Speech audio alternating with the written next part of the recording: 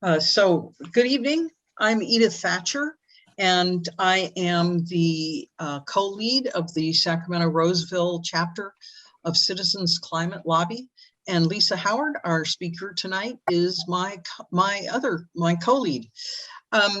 Citizens Climate Lobby is a nonprofit, nonpartisan, grassroots advocacy organization focused on national policies to address climate change.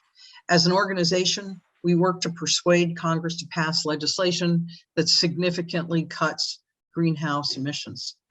Tonight is part 3 of our Earth Day Climate Change speaker series. And this is May 4th, 2022.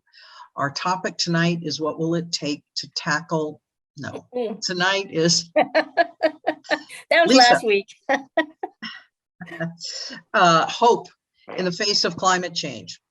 We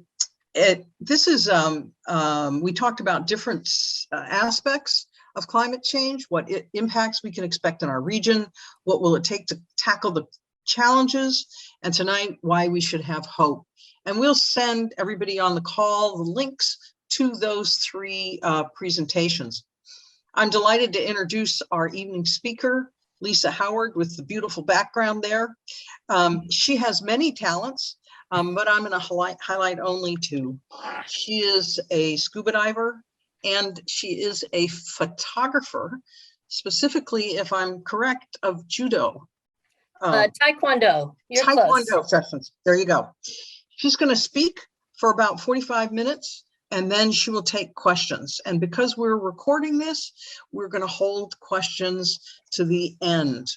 Welcome, everyone. And for those of you who've let us know in the chat where you are, thank you very much. Lisa, take it away. All right. There's always some technical stuff. All right. Can everyone see my screen now? Yep. Okay. All right. Well, thank you, Edith, and thank you for everybody for coming tonight. So often what we hear on the news or read is about climate change. It's so depressing. The last report from the Intergovernmental Panel on Climate Change, or the IPCC, had warned it's now or never if we want to limit global warming to 1.5 degrees Celsius.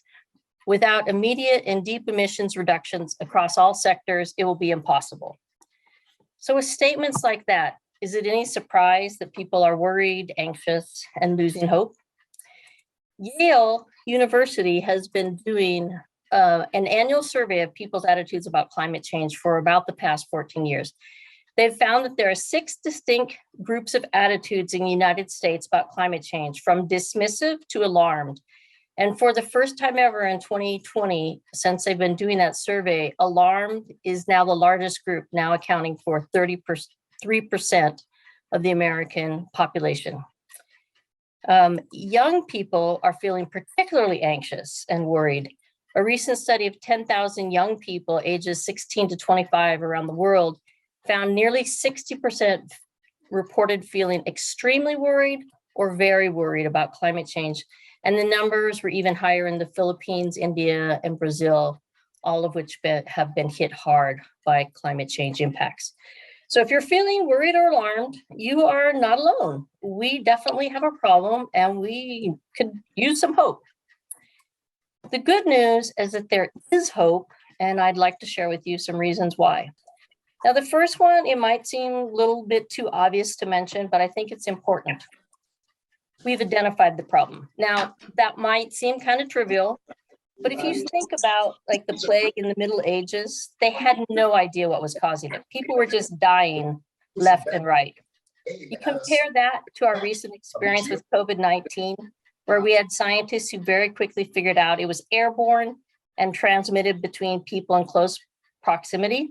But what if we hadn't known that? What if we didn't know if it was waterborne or if it was foodborne or there was just some strange chemical floating around in the air making people sick? We might have been afraid to eat or to drink or to go outside our houses. But we didn't have to worry about those things because we had identified the problem. Knowing the problem is particularly important with climate change because it's not a novel virus that is completely different than anything we've known. Climate change merely makes the dangers we've always known more dangerous.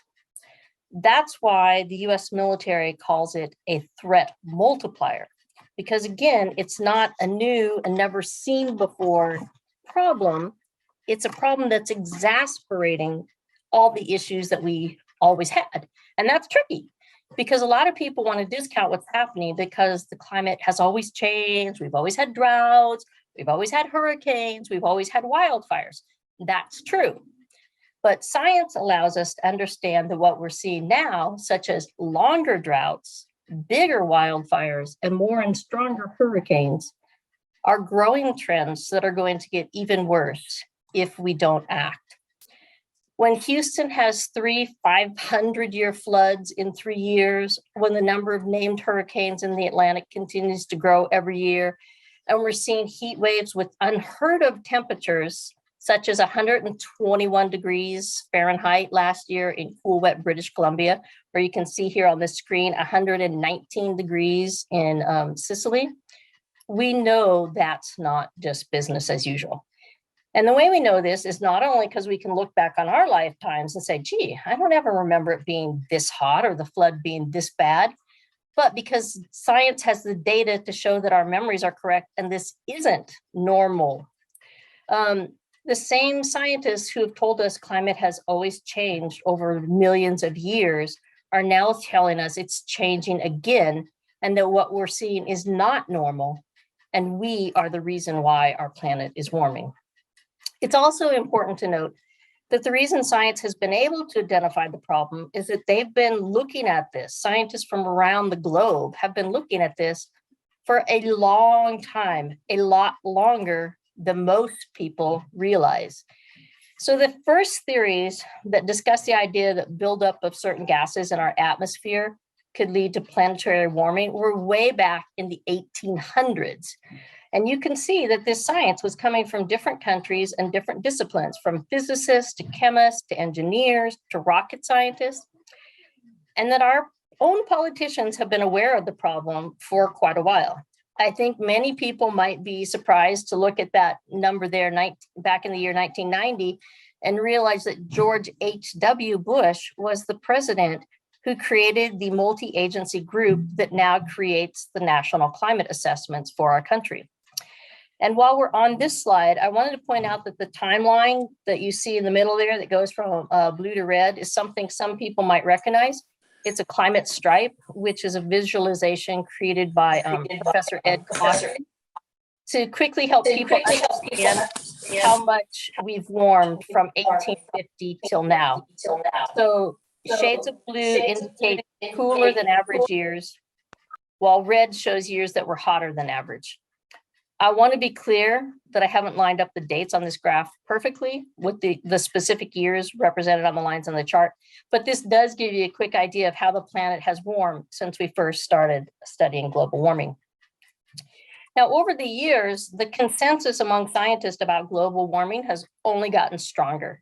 97% of climate scientists agree that what we're seeing now is a problem that is caused by human activity. But it's not just climate scientists that agree. Around the world, nearly 200 scientific organizations have taken a position on climate change. A few of them are shown here on this slide from NASA, and they range from the American Anthropological Association and the American Medical Association to the World Association of Zoos and Aquariums and many others. Even economists have weighed in on this issue because it is an economic issue also. In 2017, former Secretaries of State James Baker and George Shultz, both Republicans, gathered a group of respected economists, including all the living former chairs of the Federal Reserve and a number of Nobel laureates. And they had published an editorial in the Wall Street Journal encouraging action on climate change, specifically a carbon fee and dividend, which is the same approach that our group, Citizens Climate Lobby, advocates. Economists agree that that approach is both effective and cost effective. And that group that Baker and Schultz started, they're still pushing for this approach. So if you look at the date on this one here, this wasn't their editorial from 2017. This is the one from 2019 when they again were pushing that idea. So having so much consensus across disciplines and having scientists from around the world study this for more than 100 years, it's a pretty good confirmation that we've got the problem understood. And the reason that's important is because the same science that's telling us what's wrong is also telling us what we need to do to fix it. They're telling us there is a solution and there is hope. So I started off giving you the depressing quote from the IPCC, but here's another quote from them. They'd said, there is also positive news. All these risks can be reduced substantially by taking urgent action to limit global warming and by strengthening our adaptation efforts. We have the knowledge and the tools. Now it is our choice to make. Please note what the IPCC says. We have the knowledge and the tools. That's why my second reason for hope is we've identified the solutions. Not just one solution, but multiple solutions. Now, if you attended our session last week, which some of you did, you'll know that there is no silver bullet for solving climate change. It's not as easy as putting solar on your house or driving an electric car or going vegan or planting trees or bringing your own water bottle. Yes, we need to do all of those things to bring down our emissions, and we need system-wide changes at a much larger scale. But because we've identified the problem so well, we've also identified the solutions and just how much we need to change and how long we have to do it. If we hope to meet the Paris goals of staying below 2 degrees of warming above pre-industrial levels by the year 2100, we're going to need to make a lot of changes. And if we want to keep it to 1.5 degrees of warming, we're going to need to work even harder. This slide is a graphic from the Climate Action Tracker website, and it shows where we're at, which is about 1.5 to 1 or 1.1 to 1.2 degrees of warming right now, and where we hope to be in terms of limiting global warming. Ideally, 1.5 degrees Celsius, but definitely not more than 2 degrees. So if you look at the policies and practices currently in place, and if we did nothing else, but we just stuck with what's currently in place, we're on track to reach 2.7 degrees of warming by the end of the century. If the world follows through on all the targets governments around the globe have set, we will do better and we'll end the century between 1.8 degrees and 2.1 degrees of warming. That's if all the targets are met. And that's a big if. When you look at the fact that right now we're only about 1.1, 1.2 degrees above pre-industrial temperatures, and we're already seeing more extreme floods and hurricanes and wildfires and droughts and rising sea levels, it's clear that 1.8 to 2.1 degrees of warming is still going to be a world very different than what we now know. But this is a talk about hope, so I want you to remember that keeping those below those targets is possible. It's absolutely possible if we act now. But don't take my word for it. Michael Mann is a distinguished professor of atmospheric sciences at Penn State University, and he's the author of several books about climate change, including his latest, which is called The New Climate War, The Fight to Take Back Our Planet. And it shows how fossil fuel companies have waged a 30-year campaign to basically deflect blame and responsibility for the problem and to delay action on climate change. Here's what he has to say. Now, I often encounter among people who are concerned about climate change an increasing amount of despair and pessimism. There's a little bit too much of that. And there is this notion sometimes that this problem is too big, that there's no way we can tackle it. But the science is actually very empowering in that sense, because the science tells us that there is still an opportunity. The limitations at this point in keeping warming below catastrophic levels aren't in the physics of the climate. The challenges are in the politics and the policies. And so at this point, we need to focus on doing what's necessary from a policy standpoint to achieve the reductions that are still possible in keeping warming below dangerous levels. Yes, there's great urgency to climate action today, but there's also reasons for hope that we can tackle this problem. So we can make the future better. We can create a world that has clean air, clean water, clean soil for healthier food for our children and our grandchildren.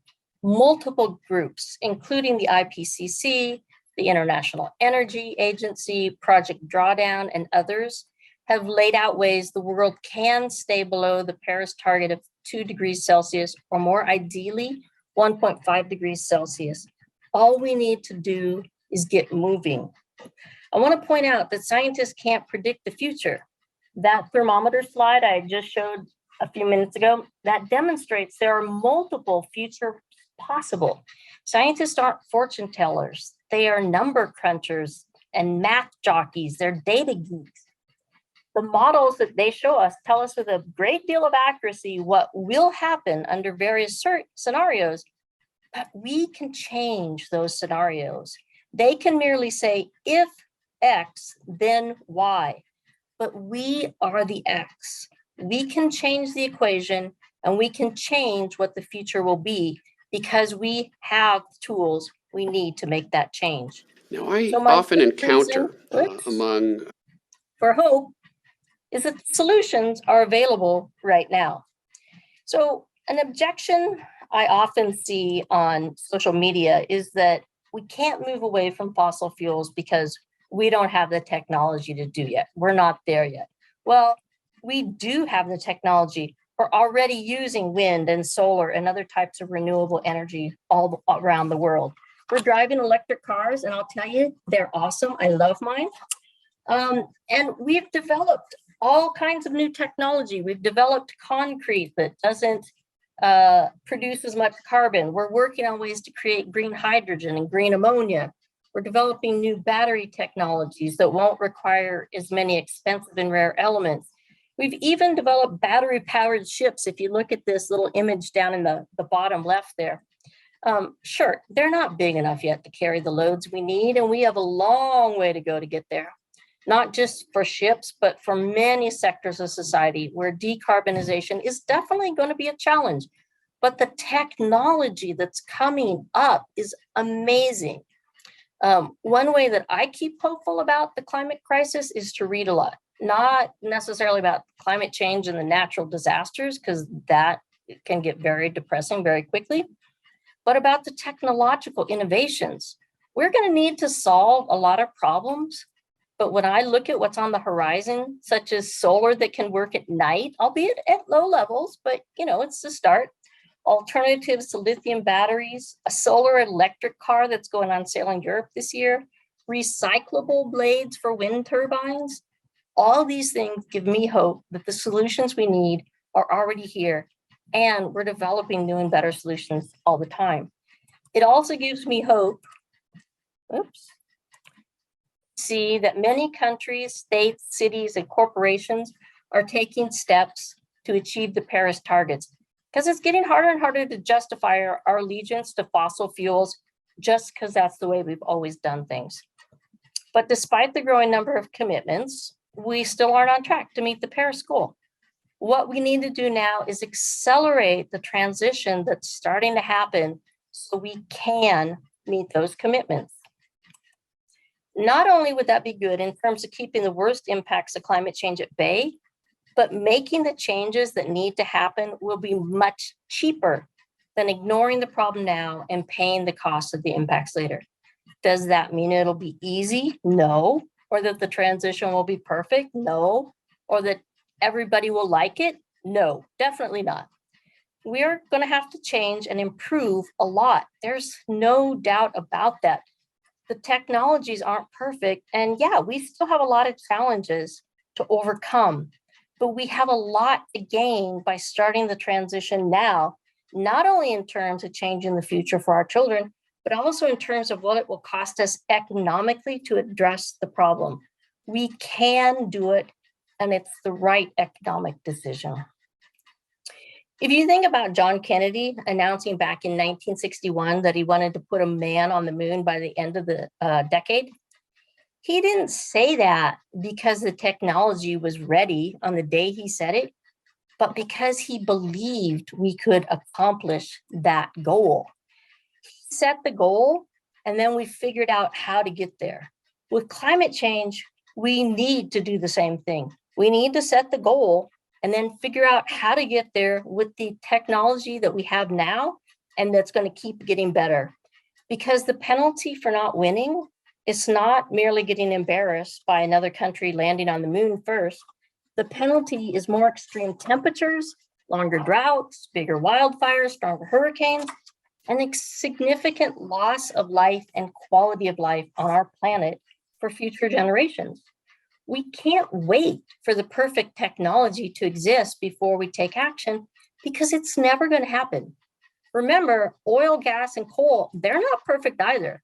Sure, yes, they have definitely allowed us to do amazing things, but we've also had to deal with oil spills and explosions, smog that affects our health, high levels of mercury in fish because of coal-fired power plants, and coal mines that have not been good for coal miners' health.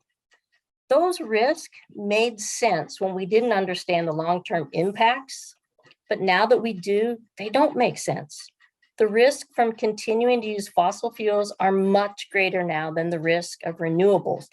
We have the solutions now to make the transition if we're willing to change. Which brings me to my fourth reason for hope. We can all be part of the solution. Now, this is where a lot of people get stuck. They realize that we have a problem to solve, but it seems so big and so overwhelming that they don't know what to do, they don't know where to start, and so they do nothing. The reality is most people are concerned about climate change. They're not doing anything about it because they don't know what to do. So to go back to those research that Yale has done on attitudes about climate change, 72% of Americans think global warming is happening. 71% of them think it will harm future generations. 71% also think it will harm plants and animals. So why aren't we doing more? Because only 47% of Americans think that climate change will harm them personally. And even those who do feel helpless. If you look back now at that alarmed group, which is now the largest part of the population, and from the time they did this graphic, which says 24% of the US population, the alarmed group has gone up to 33% of the population. So amongst that group of the people who say they're alarmed, only 30% say that they are active in doing something about climate change, either through contacting local officials, donating to organizations, volunteering, etc. And that equates to about 8% of the total population. So just 8% of the population is engaged with a problem that affects all of us. If we know this is happening and we're worried about it, why aren't more people engaged? Because a lot of people just don't think they can make a difference. But people who believe they can make a difference are more likely to take action. And I'd say the converse is true. If you take action, you're more likely to believe you can make a difference, because if you do nothing, then nothing is going to happen. Unfortunately, there's a lot of people who think you have to have some sort of criteria. You have to be a certain type of person in order to care about climate change or be involved in it.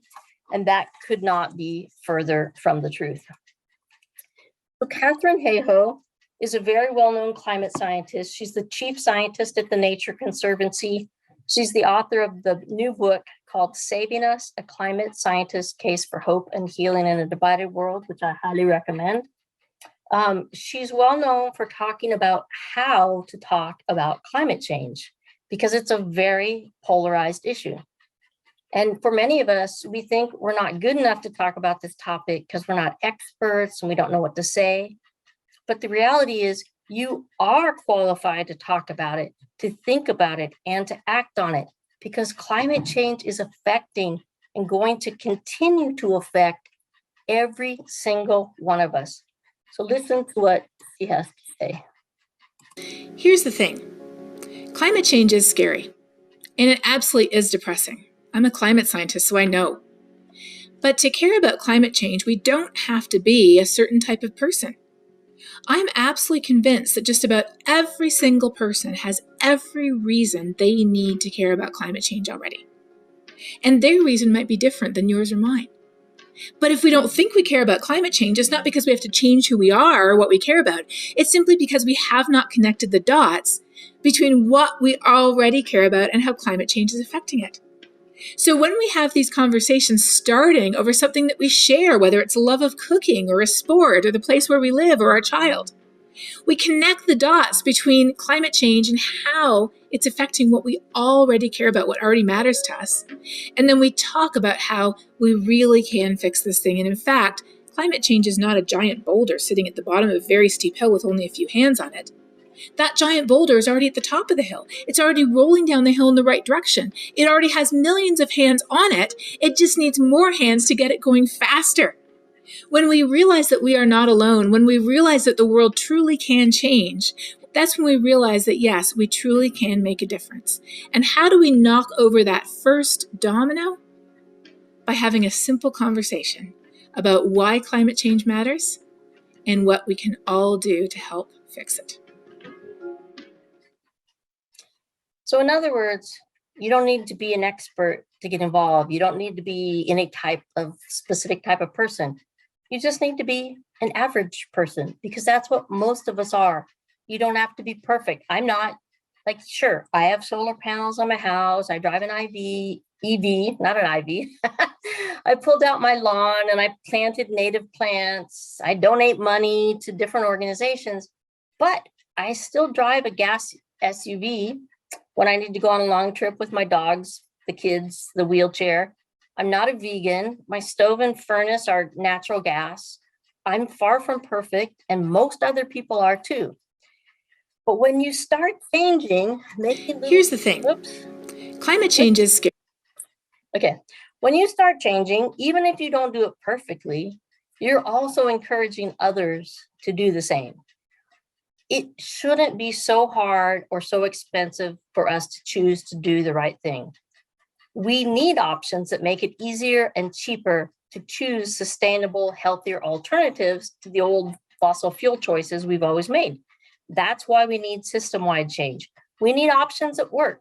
We need affordable vehicles that don't choke our skies with smog. We need plant-based plastics that are compostable, biodegradable. We need organic food that doesn't cost more than stuff grown with chemical fertilizers that both create greenhouse gases and deplete the soil. And we need people to speak up and speak out so that others feel empowered to do the same. We need system-wide change, and we need more people asking for those changes. I hear people say sometimes, it's like, oh, I'm not going to bother to write to my congressperson because all they care about is getting reelected. Or people would say like, oh, it doesn't matter what you say to this giant corporation because all they care about is making money. Well, that's exactly why you should speak up. Because if a company only cares about making money, they care about how to get money from you. And if a politician only cares about getting reelected, they care how to get your vote. Every single message that you send to Congress actually gets tracked and recorded. They don't just like toss them out. When you comment on a bill or a federal regulation, your comments get entered into the public record. Yes, people notice. It matters, especially if you can add a personal note, a personal story. Like, why does this matter to you? Are you a scuba diver like me who's seen the decline in the California kelp beds? Did your child miss school because they have asthma and they couldn't go outside due to wildfire smoke? Was your home flooded during a torrential rain? Believe it or not, even elected officials have heart, and personal stories help them understand the impact of their decisions. So even if you're sending a pre-written letter through the website of an advocacy organization, be sure to tell your representative where you're from and why you care. For instance, when I send a letter to Congress or to somebody, I might start by saying, I'm a California mom of 2 kids, and I want to be sure I'm leaving them a world where they can enjoy the same things with their kids that I've enjoyed with them, like walks in our beautiful redwoods and sequoias, visits to the beach, sledding in Tahoe. But then I say, it's like, but wildfires are destroying our forest, and the beaches are threatened by sea level rise, and the snowpack in the Sierra is threatened by warming temperatures. So even if I'm using a form letter generated by an advocacy group, I always try to add a personal message at the top and then try to rewrite just some part of the language in there so they can tell I put some thought into it.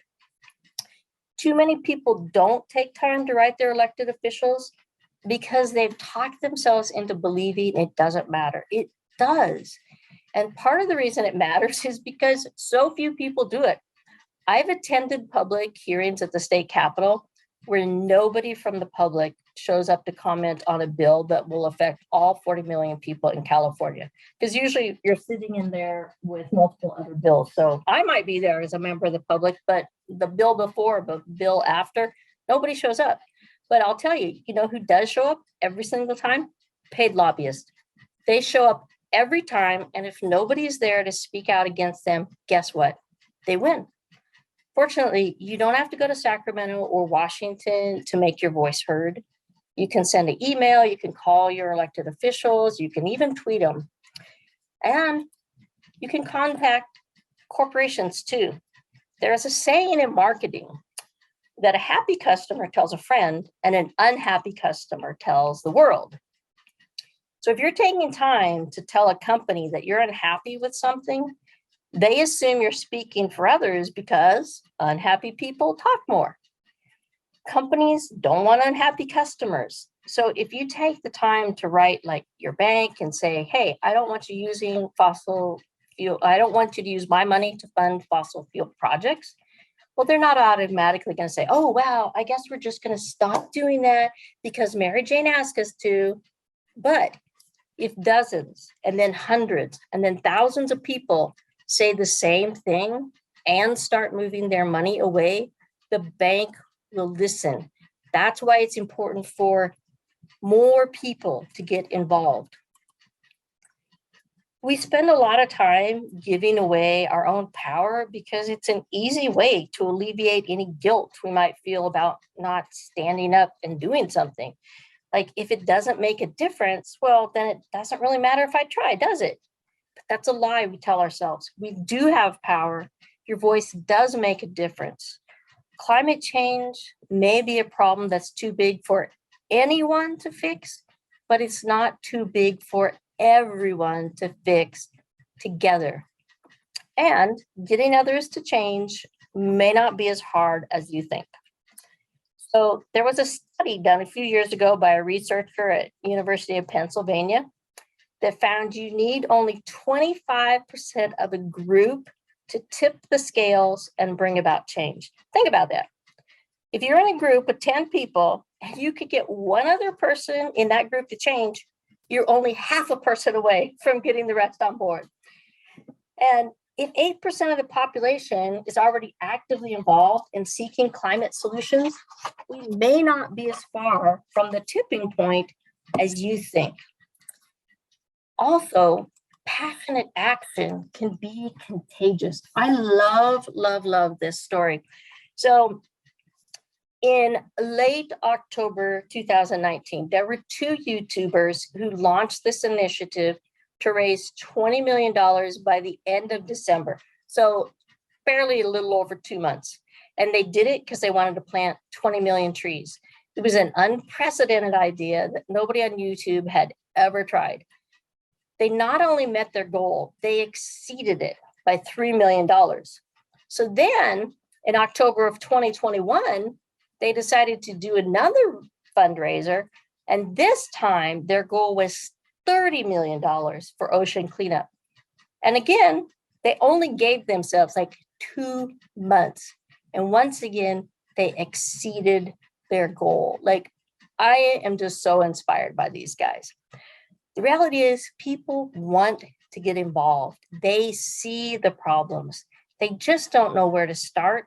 And because they don't know where to start, They're not taking action, and that's how people lose hope. Hope comes from action. Famed naturalist Jane Goodall, she has a new book out called The Book of Hope, which is also wonderful. I highly recommend it. And in the book, she lays out her reasons for believing we have the power to change the future for the better, even with all the challenges we face. And she believes action is essential to hope. Listen to what she has to say. Let's start off by talking about hope. You're a scientist and your new book is about hope. How do you define hope? I define hope as something active. And although it's not in the book, I've obviously been thinking about hope quite a lot. And it's not, I imagine the human race right now is sitting at the mouth of a very, very long and dark tunnel. And of course, for some people, like in the Ukraine now, it's going to be a very, very dark tunnel. But right at the end of that tunnel is a little shining star of light, and that's hope. But we don't sit at the mouth of the tunnel and just hope that the star will come and illuminate us. We have to work really, really hard. We have to crawl under, climb over, and work our way around all the obstacles between us and that star. And they are many. Their climate change, their loss of biodiversity, their poverty, their overconsumption, their terrible farming methods, destruction of the rainforest, pollution of the ocean, and some of the political problems in many countries today. So I'm a realist. I know the problems. A lot of scientists say that we've reached a tipping point, and whatever we do, we can't control climate change. But I do believe there's a window of time, and luckily some climate people agree with me, when we can at least slow down climate change and leave a planet that we are able to survive in. So hope and action go together. And you say we must be hopeful if we're to face daunting challenges, but are you also optimistic? And can you talk about the relationship between hope and optimism? Well, an optimist is somebody who just hopes things will come right and just feels within themselves, oh, it's going to work out all right. And I'm an optimist, but I add onto it the fact that without action, optimism doesn't work. That we do need to take some action. Okay, so how do you start taking action? Let's start off. I did it again. Okay. So Ayanna Elizabeth Johnson, she's a marine biologist and extremely articulate advocate for climate action. If you ever get a chance to hear her speak, do it. She's frequently asked, what can I do about climate change? And her response is, well, what are you good at?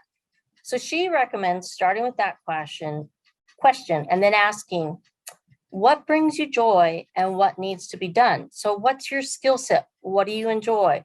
Are you an artist? Are you good at striking up conversations with strangers? Use those skills. What, are you an introvert? Maybe you enjoy gardening. You could plant a vegetable garden, and because agriculture, with all of its chemical fertilizers and our demand for global produce and meat, it's a huge percentage of emissions. You can rip up your lawn, put in native plants and flowers. It'll sequester more carbon and it'll take less water. If you live in an apartment and can't do that, change your diet, eat less meat, become a vegetarian, a vegan, shop locally, donate money to organizations working to protect rainforests, plant trees, save the ocean, or fight for meaningful climate legislation. Think about the things you're good at, what you enjoy, what needs to be done, and then start doing it. We do not all need to march in the streets or get arrested with Extinction Rebellion, because that's not what all of us want to do. There's not a simple answer to the problem we face. We need to do everything we can. So choose the things that you'll stick with and then passionately pursue them. For instance, in my real world job, I build websites, and that's something I love doing. So one of the things I recently did was volunteer to build a new website for this organization called climatesteps.org. And if you get a chance, check it out, because I'm kind of partial to it. After you've taken some time to think about what you're good at and what you enjoy and what needs to be done, dive in. I created this little cheat sheet to help. I like to break it down into pieces because I think it feels more manageable. So this is what I do. I try to make small changes periodically around my house because it's a constant reminder that, yeah, I'm doing something and I'm voting with my wallet. For instance, I've swapped my plastic bottles of shampoo because plastic is made from fossil fuels and it's also choking our oceans. So I swapped them for shampoo bars. You know, we use toilet paper made from recycled paper. We carry water with us so we don't have to buy the single-use bottles. You know, those are easy changes. We have the LED light bulbs. And I just keep adding to them. And then bigger changes, they take more time, like saving up for solar, getting an EV. But then I also add on there, you try to take community actions. So for me, I'm part of the Sacramento-Roseville chapter Citizens Climate Lobby. That's the group sponsoring this program tonight, because it gives me hope when I'm around other people who are also active, and it gives me opportunities to reach out and touch more people. So I would like to say CCL is a great organization, and I hope many of you will be inspired to join. There are local chapters all across the country and also around the world. I also volunteer sometimes with an organization that plants trees in our area, and there's a lot of cities and towns that have groups that do something like that. And then I also spend a decent amount of time advocating for larger change because that's what we need. So I do write my congressman. I've met with his staff. I've met with my senator's staff. I write to corporations and I ask them to change their ways. I sometimes send them messages on Facebook. You know, it's easy. And then I donate money every month to groups working to save rainforests, plant trees, protect the oceans, and fight for system-wide changes that will slow global warming, because I know I'm not perfect. So I'm trying to do what I can here and then also work on a larger basis. And I vote. Yes, it matters. We absolutely, positively can create a better future for our children. We have the technology, and science tells us it's possible that we can avoid the worst effects of climate change. We've seen what the future can look like, because remember when all the skies and waterways were cleaner after we shut down for COVID? Our children could have that all the time. Or they could have the smog and polluted waters we have now and all the impacts of climate change on top of that. The choice is really ours. Now, I've given you all my reasons for hope, and now I'm going to tell you none of those reasons can give you hope, because reasons are logic, and logic lives in your head. Hope is not logical. Hope transcends logic. It is the light in the darkest of dark. And it certainly does not live in your head. It lives in your heart. If you want to find hope in the face of climate change, you just look into the face of those you love and ask yourself, what would I do to give them a better future? Because it's easy to sit there and think when you're like, oh, should I write a letter to my congressperson or, tell that corporation to, go change their ways? It's easy to think, I can't solve the problem of global warming because it's too big.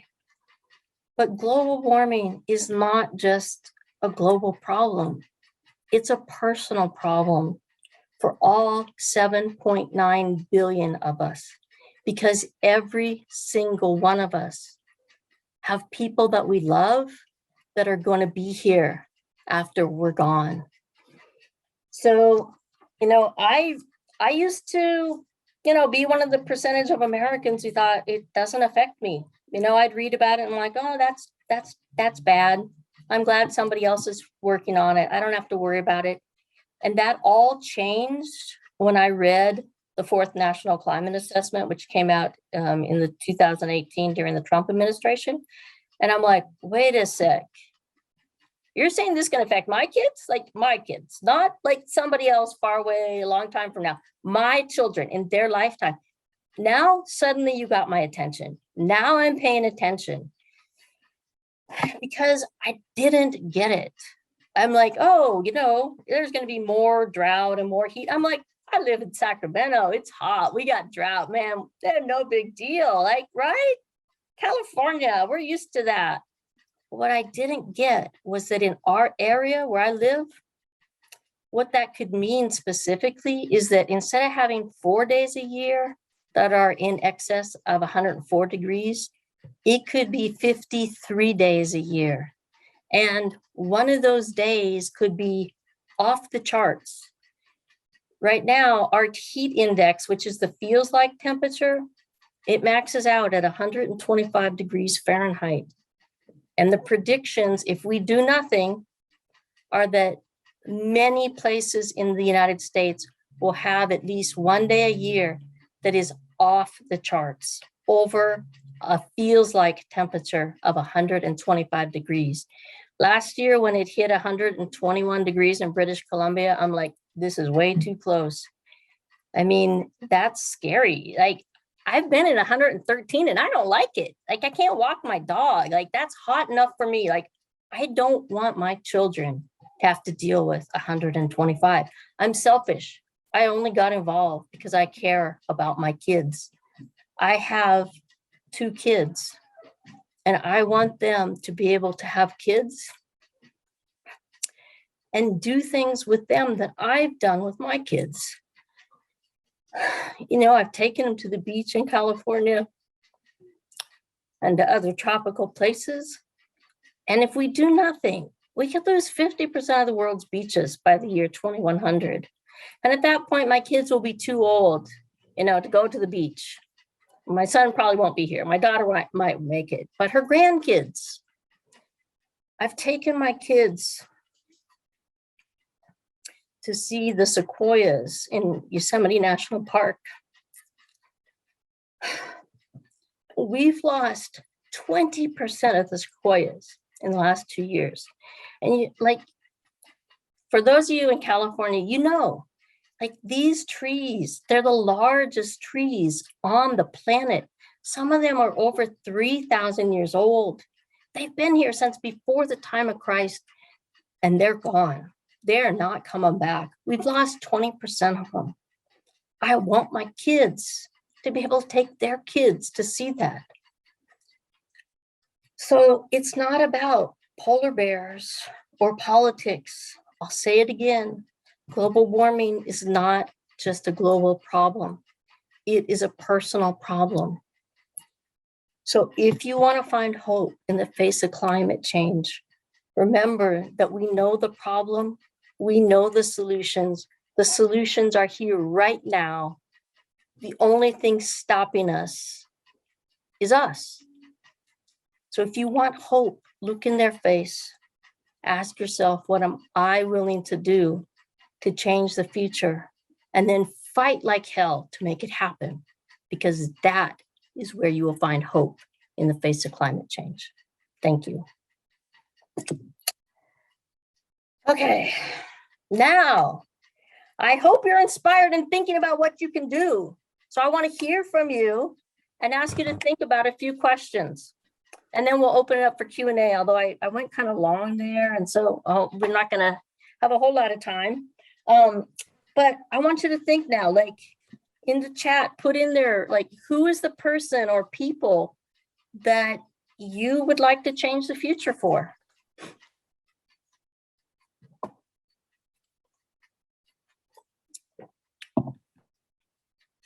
Someone has to have something to say in the chat.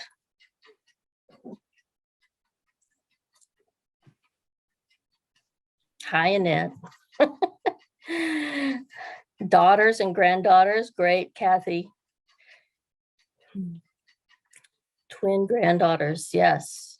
Age 4, twins. I think that's awesome to have twin granddaughters. Okay, can't, I love that. You had me at beaches, can't lose half the beaches. I know, like, don't we all love beaches?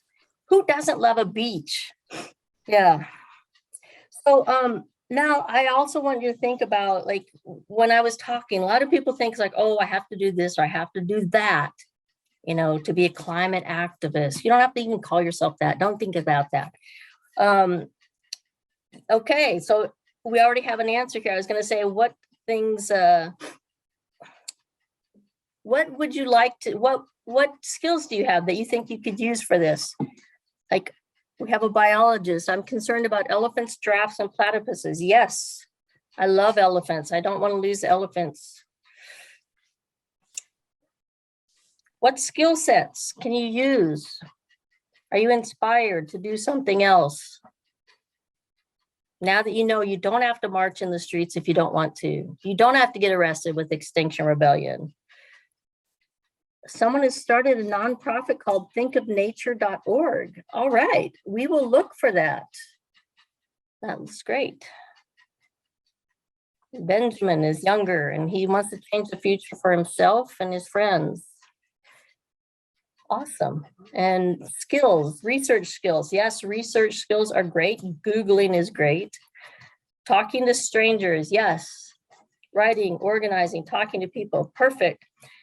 All right, so as we're talking about talking, now think about this. Who is someone that you know that you could talk to about this topic and maybe inspire them? Because remember, you only have to get 1.5 more. So find the one and then you guys together could figure out the other half. So if you think about that, who could you talk to, or who could you show this presentation to, or who would you like to partner with?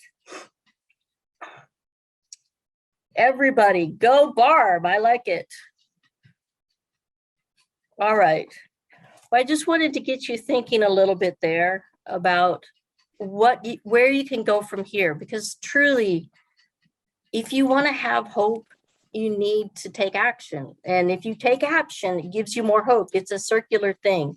And I think that is why so much despair is going on. People think this is like this big, big problem, which it is, that it's too big to deal with. You just bring it down to the personal level and start going and keep going.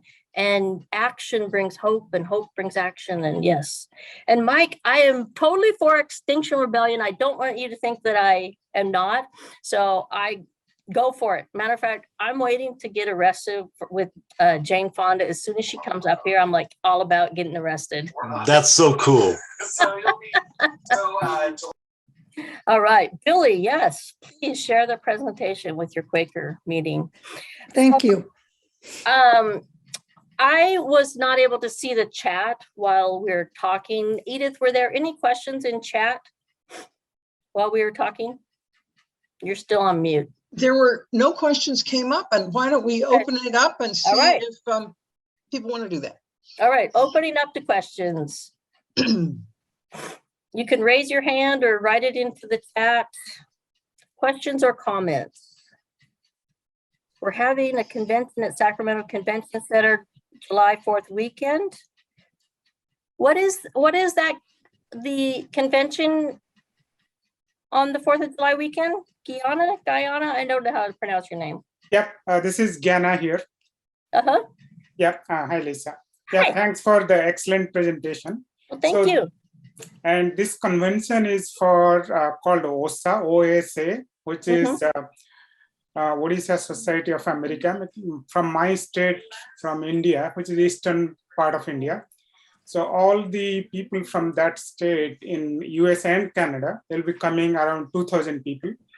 And the convention is though more focused on art and culture. I am trying to basically put few sessions for climate action. Awesome. Great.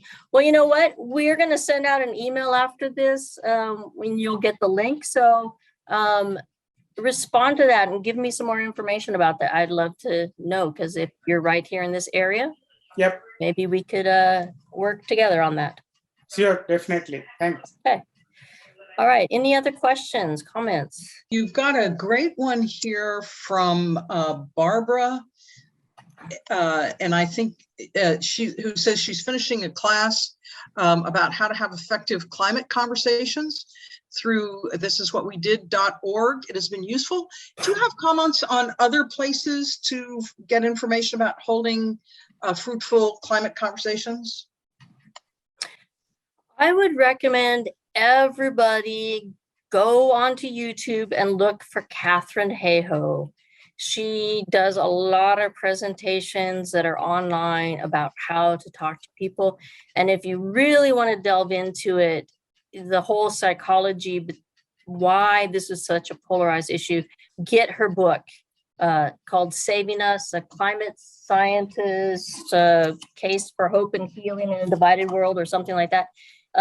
It's very, very good. And the other thing I can recommend, a shorter, more fun book is called Cranky Uncle versus Climate Change.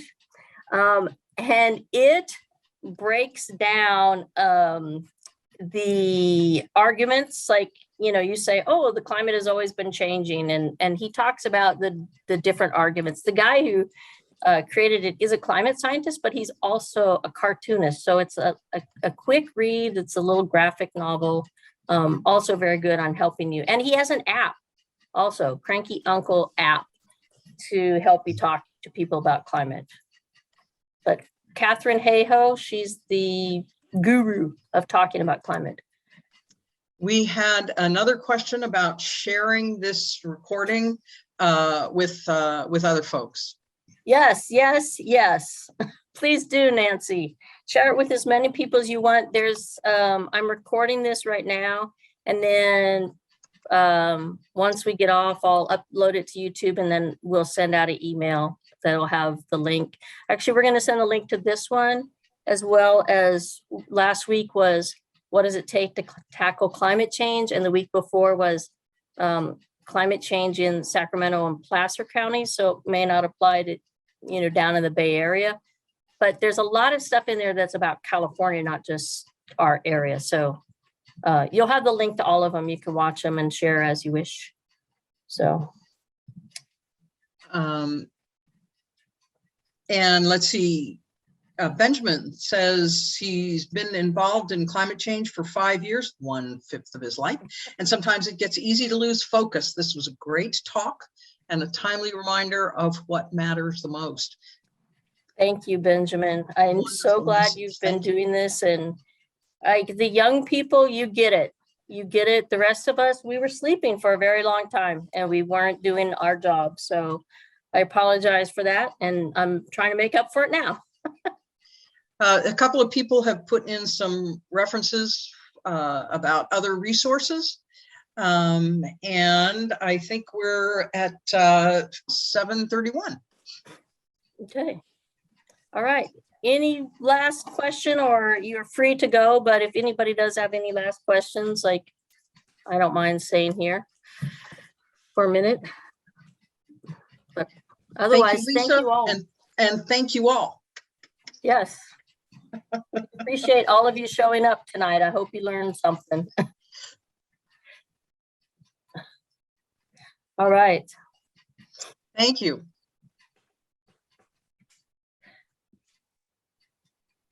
I see a few people on here that I know. Hi, Golden. Well, oh yeah, Golden's still there.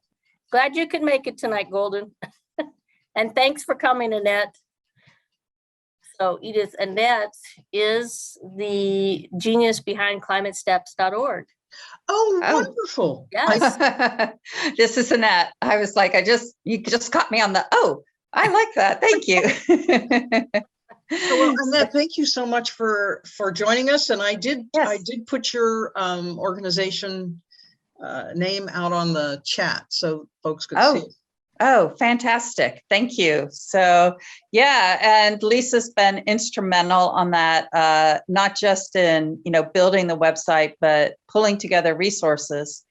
And this is, this is where climate change is, and collaborating and pulling together resources to help each other. So, and that's what Climate Steps is about. So, and CCL, it's about people helping each other in terms of, learning how to talk to representatives. So it's fantastic. So thanks. Well, thank you. And Annette, thank you. No, thanks. Yes. So I see a few other people in here. Does anybody have any questions? Penny, hi. Thanks for showing up from wherever you are back east. I know you're back east somewhere.